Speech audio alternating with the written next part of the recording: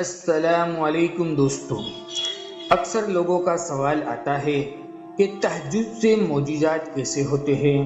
اللہ تعالیٰ کن لوگوں کو تہجد کی توفیق دیتا ہے؟ آخر تہجد کی دعاؤں کو قبول کب فرماتا ہے؟ اس کی قبولیت کی کیا خاص نشانیاں اور اشارے ہیں؟ تو سنو، جامع ترمذی کی روایت ہے، نبی کریم صلی اللہ علیہ وسلم نے فرمایا کہ ابن آدم، جب تک تم مجھ سے دعائیں کرتا رہے گا اور مجھ سے امیدیں وابستہ رکھے گا تو میں تجھے بخشتا رہوں گا، اور تم اپنے آپ کو ہرگز بد دعا نہ دو۔ اللہ کی طرف سے مقرر کردہ قبولیت کی گھڑی میں موافقت نہ کر بیٹھو کہ جس میں جو کچھ مانگا جاتا ہے وہ تمہیں عطا کر دیا جاتا ہے۔ یاد رکھو، کائنات کا سارا انعام کمال درجے کی حکمت اور دانائی کا ثبوت ہے، اور اس حیرت انگیز انعام کے مقابلے میں تم اتنے بے بس ہو کہ نہ تو کبھی اپنے مطلب کی ہوا چلا سکتے ہو اور نہ ہی کسی ہلاکت یا طوفان کو آنے سے روک سکتے ہو۔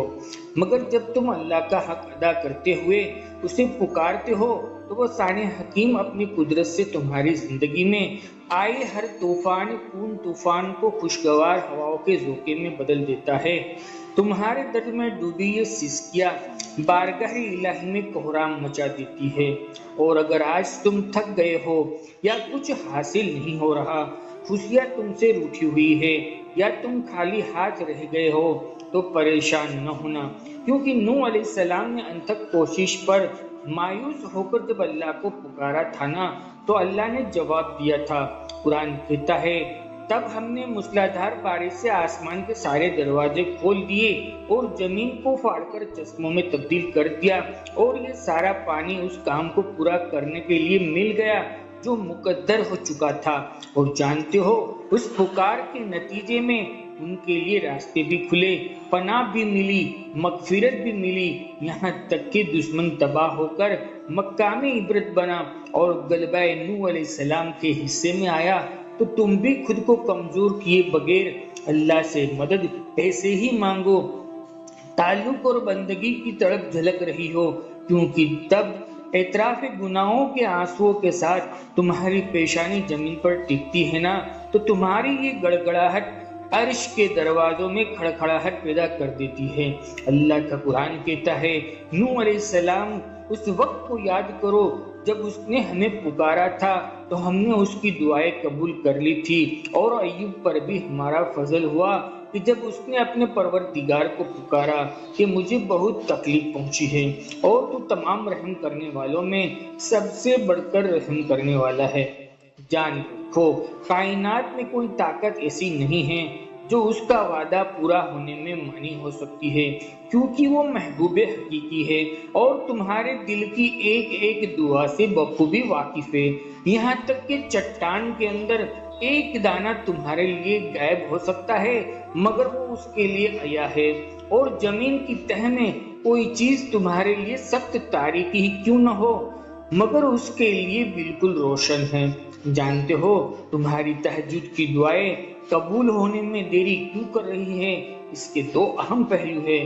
جب ہم اللہ سے مانگتے ہیں تو ہمارا رویہ بالکل مختلف ہوتا ہے۔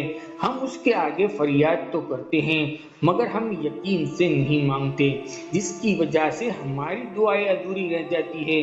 جان رکھو، اللہ ہر کسی سے اتنا رابطہ نہیں رکھتا۔ اگر وہ تمہیں مانگنے کے طریقے سکھا رہا ہے تو سمجھ لو کہ تم ہی اس کے خاص بندے ہو جس پر عنقریب اپنا فضل فرمانے والا ہے۔ اور اگر آج ناامیدی کے گہرے بادل چھا رہے ہیں اور دل قبولیت کے وسوسوں میں مبتلا ہو گیا ہے تو سنو، نبی کریم صلی اللہ تعالی علیہ وسلم نے فرمایا کہ اللہ غافل دل کی دعائیں قبول نہیں کرتا۔ جو دعا غفلت سے مانگی جائے وہ قبول نہیں ہوتی، لہذا جب بھی اپنے رب سے دعا مانگو، گہرے اور کامل یقین کے ساتھ مانگا کرو۔ جب تمہارا دل پورے یقین کے ساتھ اللہ کی بارگاہ میں دعا کرے گا تو اللہ بہت جلد تمہاری دعاؤں کو قبول فرمائے گا۔ اللہ تعالیٰ خود فرماتا ہے لوگوں اپنے پروردگار سے عاجزی سے چپکے چپکے دعائیں مانگا کرو اور اللہ کا خوف رکھتے ہوئے اور امید رکھ کر دعائیں مانگتے رہنا، اور کچھ شک نہیں کہ اللہ کی رحمت نیکی کرنے والوں کے قریب ہے اور اس کے صرف ایک فون کرنے کی دیر ہوتی ہے۔ وقت، تدبیر اور جذبات، یہاں تک کہ دنیا والوں کی سب تدبیریں ناکام ہو جاتی ہے۔ اللہ نے قرآن میں جگہ جگہ اپنے بندوں کو امید دلائی ہے کہ تم مجھ سے مانگو میں تمہیں دوں گا۔ تمہارا رب تمہاری دعاؤں کو ہرگز رد نہیں کرتا، بلکہ تمہاری دعائیں آہستہ آہستہ قبولیت کے بڑے راستے بنا رہی ہوتی ہے اور وہ بہترین طریقوں سے قبول کی جاتی ہے۔ جانتے ہو اللہ تعجب سے معجزات کیسے کرتا ہے اور قبولیت کی کیا خاص نشانیاں اور خاص اشارے ہیں؟ تو سنو، صحیح بخاری مسلم کی روایت میں ہے کہ جب رات کا تہائی حصہ رہ جاتا ہے تو اللہ تعالیٰ آسمانی دنیا پر نزول فرماتے ہیں، کوئی ہے مجھ سے پکارنے والا جو میں اس کی دعاؤں کو قبول کروں؟ کوئی ہے میرے بندے جو سوالی جو میں اس کے سوال کو سن کر عطا کر دوں؟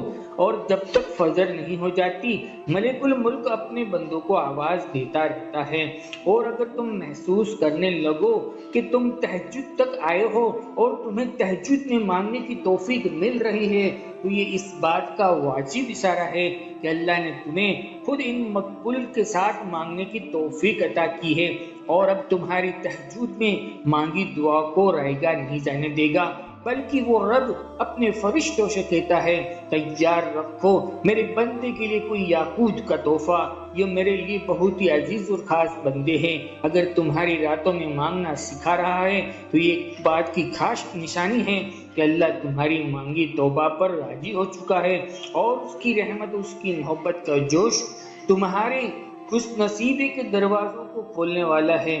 ہو سکتا ہے اگلا پل تمہاری زندگی میں نیا موڑ لانے والا ہو، کیونکہ نہ ہی دیر سے ملتا ہے اور نہ ہی جلد، بلکہ اس رب کی رضا کے مطابق بے شمار ملتا ہے۔ بے فکر ہو جاؤ، تمہاری مانگی دعائیں عرش پر جا چکی ہے، جو تمہاری روتی ہوئی آنکھوں کو خوشیوں کے نظارے کروائے گی۔ وہ رحیم ہے، اپنے بندوں کو مسلسل تکلیف میں نہیں رکھتا، اور جب تم روشنیوں کے رب کو رات کے اندھیرے میں پکارتے ہو نا تو تمہیں معجزوں کی صبح مل کر ہی رہتی ہے۔ بس تم اپنے رب کے فیصلہ صادر ہونے تک صبر سے کام لو، کیونکہ جب وہ فیصلے عرش سے اترتے ہیں تو خوشیوں کے دروازے کھل جاتے ہیں۔ مطمئن ہو جاؤ، تم یقین رکھو صبر کا حق ادا کیا ہے نا، ان قریب اپنے فضل سے ایسا نظام چلائے گا، تمہاری ایک ایک دعائیں قبولیت کا صرف حاصل کر کے تمہاری بکھری زندگی کو سمیٹ کر خوشیوں کے حسین رنگوں سے بھر دے گی انشاءاللہ۔ دوستو ویڈیو اچھی لگی ہو تو لائک اور کمنٹ کر کے ضرور بتائیں، ہماری حوصلہ افزائی کیجیے۔ جزاک اللہ خیر، انشاءاللہ پھر ملیں گے ایک اور نئی ویڈیو کے ساتھ، تب تک بندے کو اجازت دیجیے، اللہ حافظ۔